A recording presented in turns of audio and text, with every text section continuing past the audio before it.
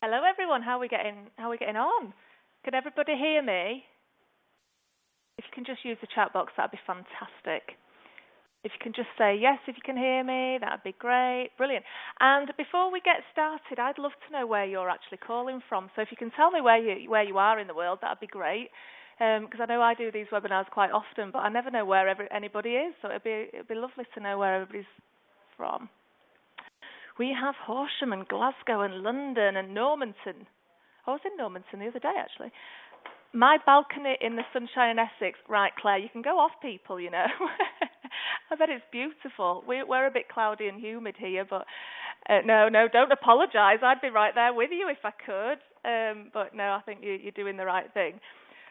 Anyone else not in the UK? Have we got everybody are we all in the UK today, or anybody from anywhere a bit far flung?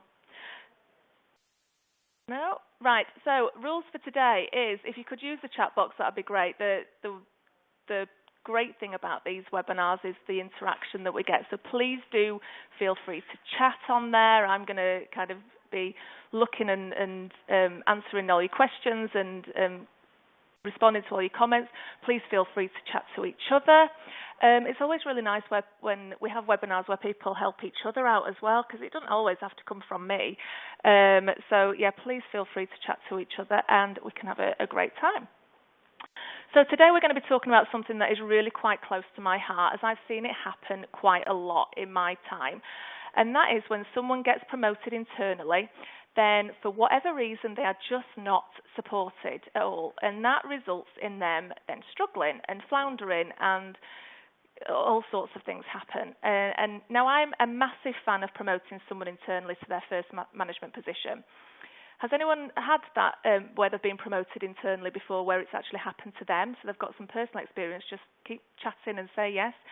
It does send a fantastic message to the rest of the team that you don't just recruit for positions externally, and that there's a clear path for people to progress. It also enables people to develop in their career and move forward within the company. So I really can't stress enough that this is a fantastic thing to do. However, saying that, there is a good way of doing it to ensure that that person gets the best chance of success in their new role, rather than just being given a new job and on the next rung of the career ladder. So for the next 30 to 40 minutes, we are going to be exploring how to help our new managers get off to a flying start and go on to be really successful managers. So you'll find that my sessions are really quite interactive. So I am going to be asking you loads of questions as we go along. So please feel free to join in. Yes. Sorry, I'm just talking to Richard and telling him to click again, and then we'll come back to that one. So just a bit of housekeeping. Do use the chat box on the screen to ask any questions and chat with each other. It's really lovely when that happens. Studies have actually shown that the more you get involved in any kind of training sessions or any kind of learning, that the more it actually sticks in your brain.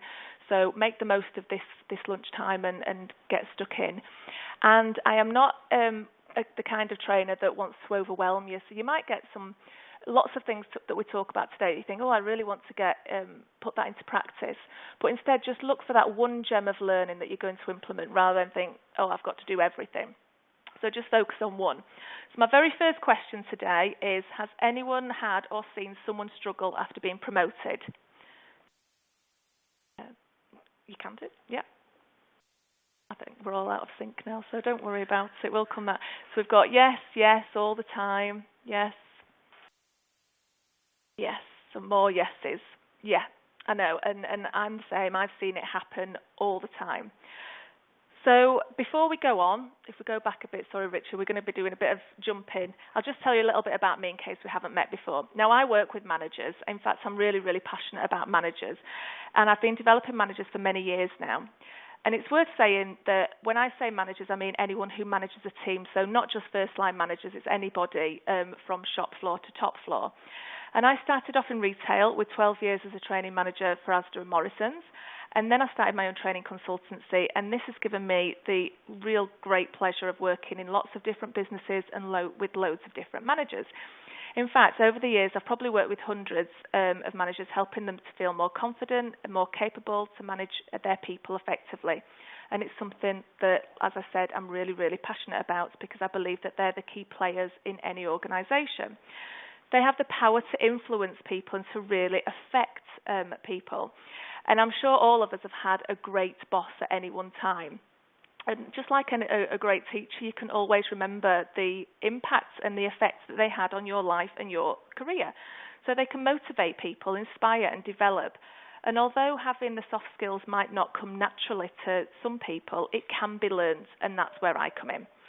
So I develop managers get the very best out of their teams and themselves. I do this by running a first-line manager program, which is classroom-based in different organisations, and that's aimed at team leaders, supervisors and managers. I also run an ILM award for first-line managers, and that's individuals, that's individual coaching. And I also run a one-to-one leadership development coaching program, and that's aimed at senior managers and directors. And all of these are either face-to-face or on the phone. And as well as these programs, I run webinars like this one, and I have a weekly blog. So if any of that interests you and you're not actually on my newsletter subscription list, then come and join me on BARBARA.NIXON.co.uk.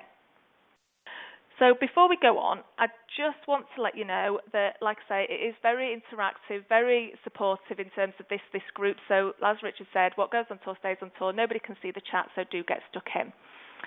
Now, as I've already mentioned, I am the first person to jump for joy when someone gets promoted internally, and that could be whether that's to a team leader or a supervisor, or a supervisor position, or even to a middle management position. But my first question is, what are the benefits for promoting somebody internally?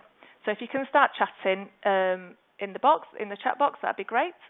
So what are the benefits of promoting somebody internally? Just give you a minute to have a think and put your answers in there.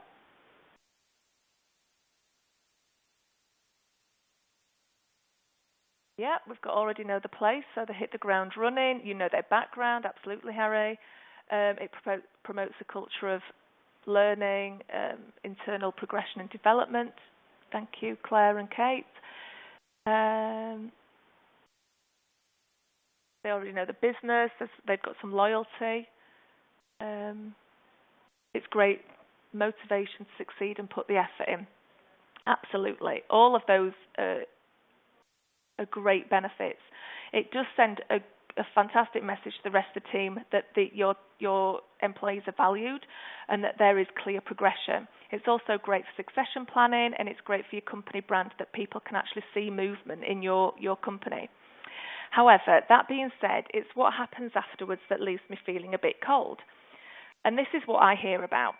So let's imagine a person's promoted to their first management position, usually because they were a high performer and they were technically very sound in their current role. And then over the next few weeks or months, they then start to flounder and struggle as they become aware that managing people is a completely different skill set. Often people don't realise this when they take on the role. They just think it's a step up and that they're doing really well, or that then they realise that maybe it wasn't explained to them fully, or that it's actually very different to what their job used to be. So as I said, they start to flounder, and this could result in them not managing their teams effectively, and subsequently cracks start to form in their team. It might then cause productivity to drop, and individuals in the team might start to suffer as their needs are not being met. There might be an increase in absence. There might also be cases of performance management, and potential labour turnover might increase as well. You might have cliques forming as the team divides, and over time this then could lead to a vicious cycle of the manager being put under more pressure to resolve the issue, but in reality they don't know how or where to start, as they've never been given the skills, and they don't know what they don't know. And it doesn't take long for them to start losing confidence in themselves, as well as other people, usually senior managers, losing confidence in them. And they then might go through a performance management process, or might even request to go back to their old job, or just simply jumping ship. Now, I am painting a really bleak picture, but I've seen similar examples more than once. And the fact of the matter is, it's all really easily avoided, which is what we're going to be going through today. So has anyone seen similar things? And if so, if you want to share what happened, or, just if any of those things can resonate with you of what you've seen happen. So I know I painted a very bleak picture there, but I have seen it happen more than once. And did anything else happen other than what I described? Just have a think and put it in your chat box.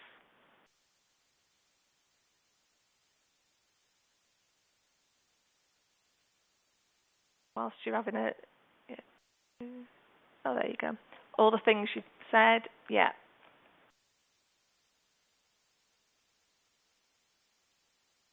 Yeah, like I said, I have seen this happen more than once, and it could all be avoided. So with this in mind, as this is something we all agree we don't want to happen, and we want to avoid at all costs because we all know the benefits of promoting somebody internally, I'm going to go through some potential mistakes of what we could do instead. I'll just have a look at your answers are coming in now. They can't manage their workload. They want to do a good job. Yeah, I think that's a really valid point. I'm so pleased that you brought that up. The individual really genuinely wants to do a good job, but they just don't know how, and that's when they started struggling.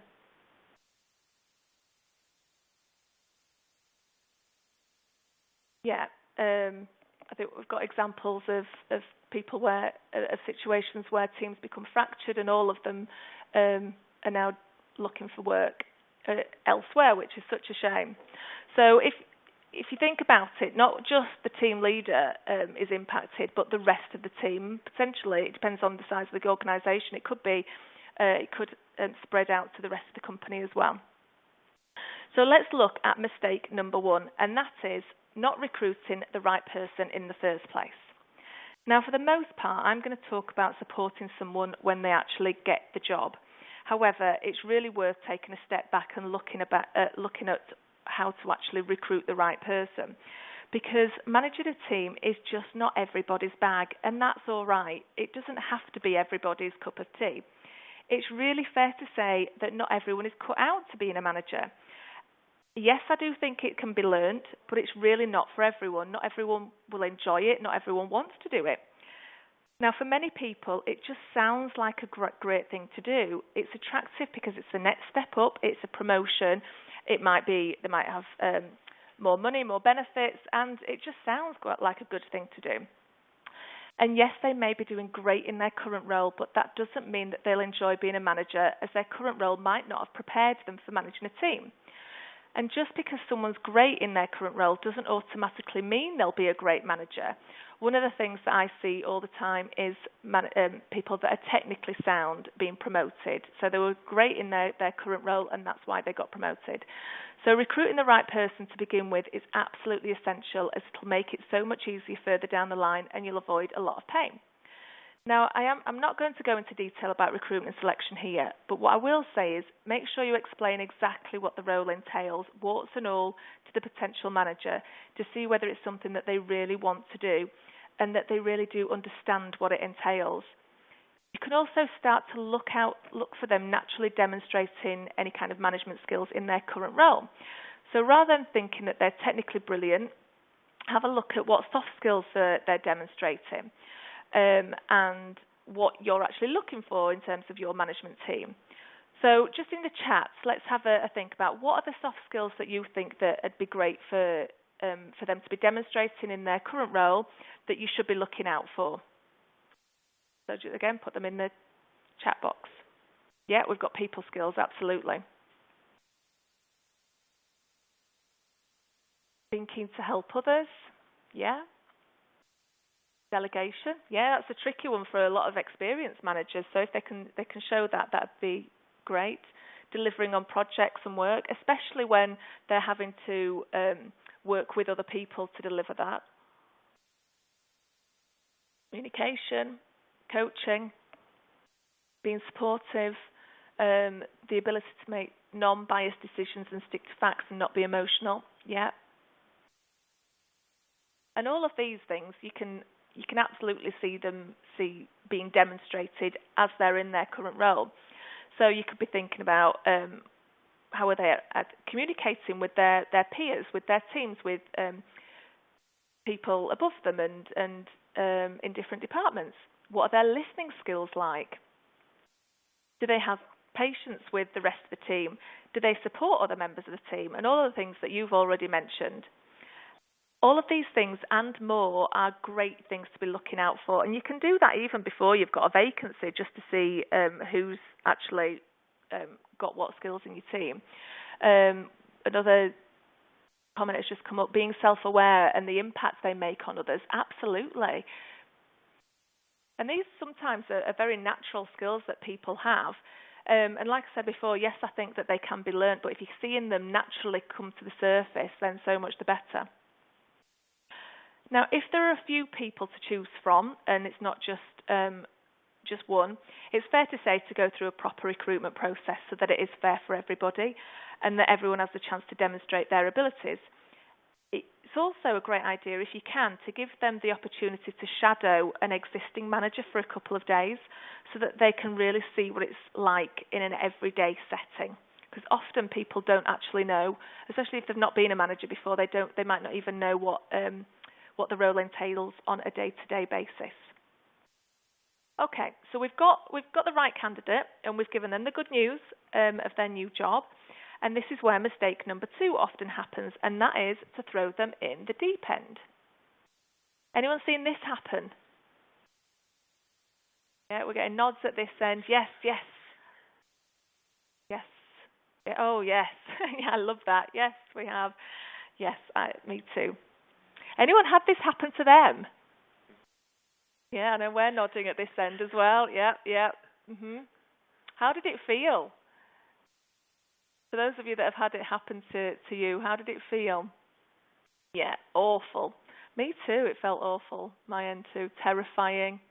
Yeah. Is that you, Richard? How did it feel? Yeah, awful. Yeah, we're all in agreement. We're all nodding here. A nice little support group we've got going on. Pardon? Lost. Lost is a great word. Lost, yes. So what do I mean by throwing them in a deep end? Well, simply to give them the job and expect them to get on with it. Oh, I like this. We've got an exciting challenge, actually, but scared I would fall at the first hurdle. Yes, that's a nice spin on it. It felt exciting and a challenge, but still frightened all the same. So I'm sure we've all been thrown in a deep end at one point or another, and we've been told that we've either got to sink or swim. However, on this occasion, when it's your first management role and there's a lot riding on it, including a whole team of people and responsibilities, as we've mentioned earlier, it's never a good idea. Expecting someone to sink or swim just because we haven't got the time with the excuse that we need them to hit the ground running just isn't fair in this instance.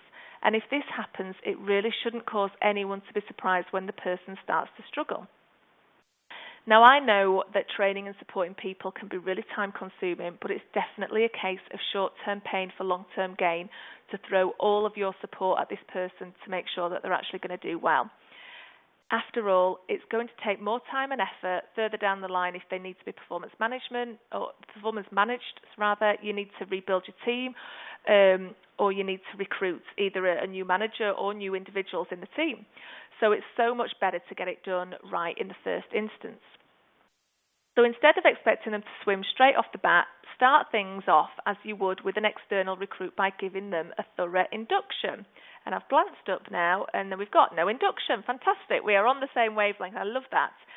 Quite often, what I see is when someone's being promoted internally, they just don't get an induction, as it's assumed that they know everything that they need to know about the company and the role and what they have to do.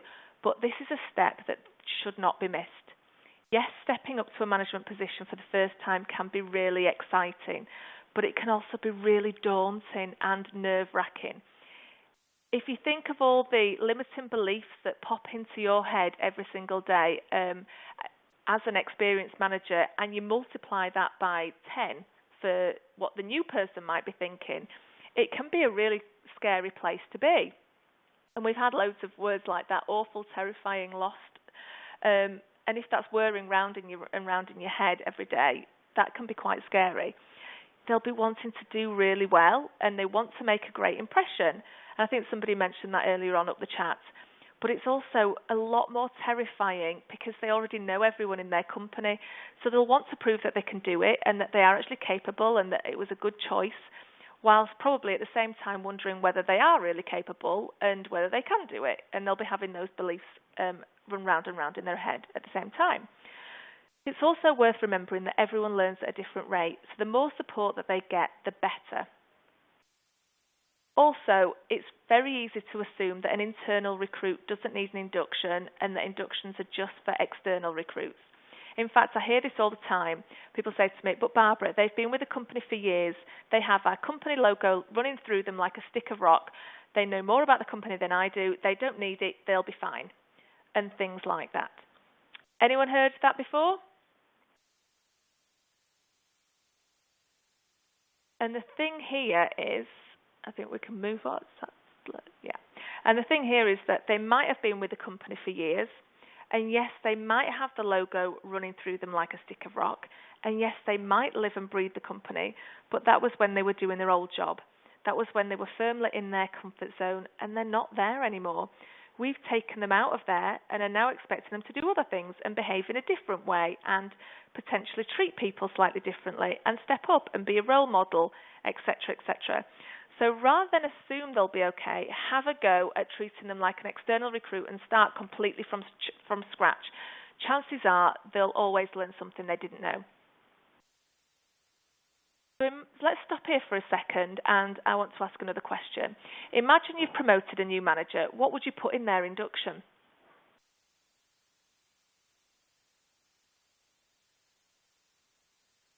So this is an internal person. You're going to give them an induction. What would you put in there?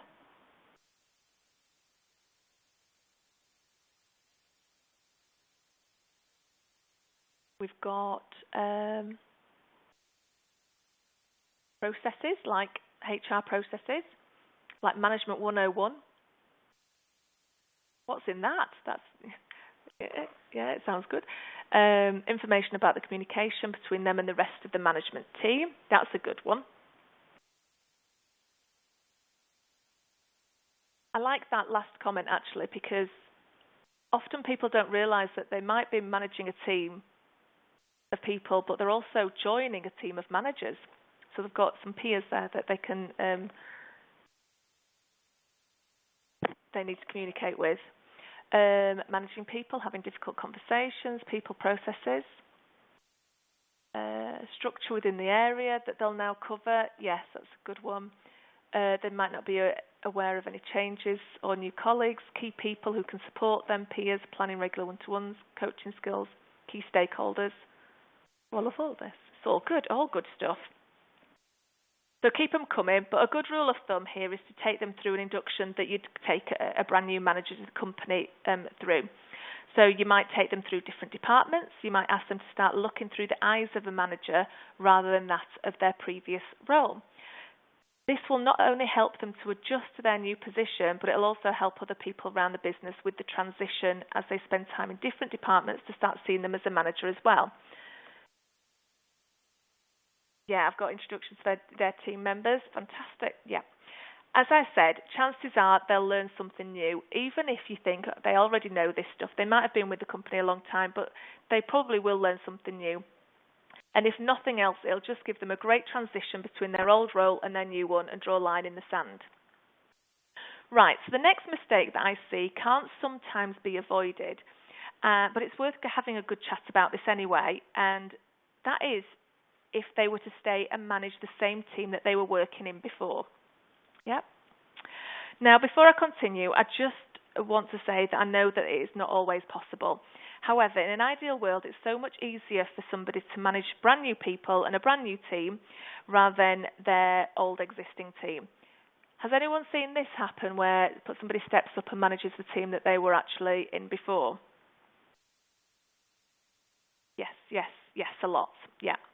Now, the problem with just stepping up and managing your old team, now, and I understand that it happens, and sometimes it can't be avoided, but it is just worth having a chat about, is that quite often people struggle with making that transition from being a work colleague and one of the team and potentially a friend where they might be socialising with other members of the team to them being the boss. Now, although on the face of it, you might think it's easier as they already know the team, they know the department, they know how it works. A lot of people really find this tough to make the move mentally, and it could cause issues when they're still trying to be a friend and a mate in the group, which stops them from doing their job properly or behaving in a fair way to the entire team. They might struggle with giving feedback to the team, they might struggle with managing poor performance or just with general task management, because mentally they're flitting from being one of the team to the manager. It could also cause a problem for the rest of the team that they're actually part of, where they struggle to see their friend or work colleague as their new manager now. And you might see some resentment creep into the surface, or even cliques forming as people want to see their friend being the same as they always were, when in reality they can't be and they're struggling to make that step up. This could sometimes result in the new manager feeling quite lonely, and they might feel quite isolated and detached from their old team, and they might start hankering after their old job again. So I know some of you have said, yes, this happens a lot, yes, I've seen it. Would you say it's similar to what I've described, or have you seen similar situations occur? Or does it happen quite successfully in your company? Yes, we've got yeses, yes, you've experienced this yourself, yeah. How was that? We've got a mixture, yeah. Yeah, it is, yeah. You do feel lonely. You can feel lonely when you move up. Yeah, it was hard. So I know, like I said before, it sometimes isn't possible to give them a new team, but if you can, do give them a new team. If they can't move to a brand new team, one of my tips here is to encourage the new person to have one-to-ones with their team once they've started in their position, to explain their new role and to talk about how they plan to do that, and then what they expect from their team, and just have a chat with each member of their team before they actually sort of get their feet under the table, if you like. This actually helps to get them off to a great start. Okay. Mistake number 4 then is to treat them like they've been doing the job for years. Now, I'm a massive fan of empowering people, but for at least the first 3 months in their new role, ensure the individual has some support when they need it. And giving them another manager as a mentor or a buddy is a great way to do this. This is someone that they can shadow. They might ask for advice. They might generally just be their first port of call if they need a question to be answered. Now, I do have a bit of a caveat to this. If you're going to buddy somebody up with an existing manager, make sure the existing manager doesn't have any bad behaviours or habits that you don't want to be passed on. Yeah, and that might seem quite obvious, but it's not always. So just make sure that they're actually the person that you want to be passing on some great behaviours and be a good role model. You also want to ensure that there is an end date to the buddy system, so that the new person, doesn't end up being a constant support mechanism. So they don't always have that comfort blanket or crutch to go to. Now, yes, there will be forming a good relationship, but it's always nice for it to have an end date, because you might have another new manager that the buddy needs then to go on to support. Excuse me. Even though they have their buddy, they will still need additional support. So this isn't an either-or situation, it's an and as well as. So they'll still need additional support in all the good stuff that we've already talked about, and from their manager. And this can come in the form of regular one-to-ones. And I say for probably the first 3 months, at least, if it's not something that you tend to have in your company. Now, their first few weeks within their new role is a critical one. I am generalising here, but roughly about 12 weeks is a good guide for how long it takes someone to settle into a new role. However, during those 12 weeks, there'll probably be a period where they're unhappy, because it's just natural as we're doing something new. They might go from being incredibly motivated to just not enjoying it at all. Now, the reason for this is different for everyone. Some people will miss their old role of being comfortable and knowing what they're doing and knowing what's where and what's what. Some people will miss the people that they used to work with, whilst others just won't be able to put the finger on why they're feeling a bit low. Of course, there could be a lot more reasons than the ones I've just mentioned. How long people stay in this lull, this dip, depends on them as individuals, and obviously depending upon the support that they get. But it is something that we can do an awful lot about. This feeling of being in a dip is perfectly natural whenever you try something new, and although some people can bounce straight out of it, it's something that you can watch out for and be aware of so you can support them as best as they can. Now, as with anything, prevention is always a great strategy, so the more support you can give this person, the new team leader, the new manager, when they start the new role, the better. And having regular one-to-ones, as I've mentioned, in the diary that are a fixed commitment really works wonders. So during these one-to-ones, you can go through the role, that you can go through anything they're feeling stuck with or that they need more support with. You can help them, just be there as a supportive ear. You can go through their training requirements and just talk about how they're feeling in general. Doing this on a daily basis at first, as they first join their new position, then gradually making them less frequent to switching them every second day, then once a week, then once a fortnight until they slip into a monthly routine, all of which will really help them feel comfortable and that there is a good support system in place for them. Now, as well as them getting one-to-ones, like I said before, do encourage them to have regular one-to-ones with their team, because there's more than one person going through this transition. And this will really help build up their credibility as a manager and help their team settle into their new situation as well. So mistake number 5. You want to scoot on? Brilliant. And this is something that is really close to my heart, and it's that they don't get any management training. Now, as I've already mentioned, managing people is a completely different skill set. And although it can be learnt, and I do believe that it can be learnt, the individual needs to have the opportunity to learn them. After all, they don't know what they don't know. Some things will probably come naturally to them. After all, you might have already seen them demonstrating these soft skills back in their old job. But they still need to understand the bigger management picture as well, and getting some in-depth management development is always a great idea. If you don't want to single them out, then provide something for the entire team, their entire management team, so they can learn together and support them through this process. And my final mistake, and one that I see all the time, is that it just isn't celebrated. Anyone seen this mistake happen?